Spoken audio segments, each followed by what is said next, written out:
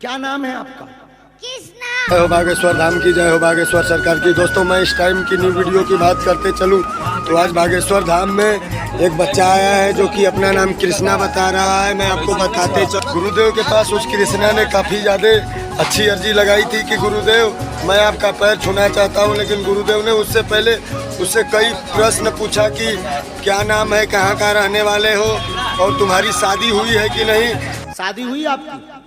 अभी तो मैं छोटा हूँ। जब गुरुदेव मैं आपका पैर छूना चाहता हूं, तो गुरुदेव ने कहा कि आप जरूर छुओ और आगे बढ़ो।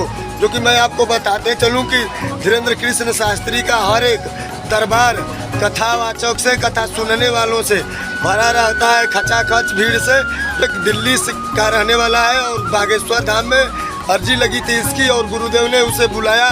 जो कि मैं आपको बताते चलूं कि गुरुदेव ने कहा कि ये तो आगे चल के नेता बनेगा, जो कि नेता के पोज में भी उन्होंने हाथ उठवाया। जो ऐसे ऐसे करूं?